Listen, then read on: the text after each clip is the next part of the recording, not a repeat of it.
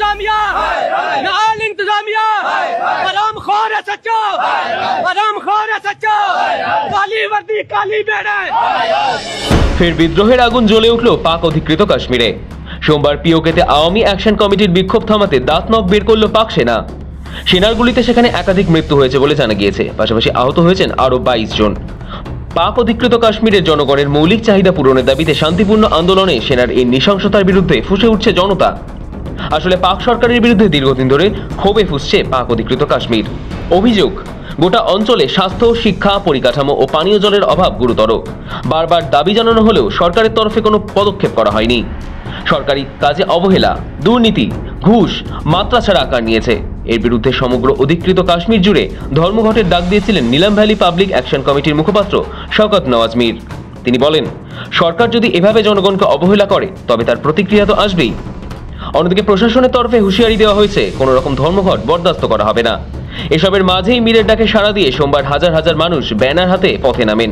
পুরো অঞ্চল জুড়ে শাটার ডাউন, চাক্কা জ্যাম করা হয়। কমিটির 38 দফা দাবির অন্যতম হল কাঠামোগত সংস্কার। পাশাপাশি পাক অধিকৃত কাশ্মীরের বিধানসভায় পাকিস্তানে বসবাসকারী কাশ্মীরি শরণার্থীদের জন্য 12 আসন সংরক্ষণ বাতিল করার দাবি জানানো হয়। এরপরে সেই বিক্ষোভ দমন করতে মাঠে নামে পাক সেনা এবং আইএসআই সমর্থিত মুসলিম কনফারেন্সের সশস্ত্র দুষ্কৃতীরা।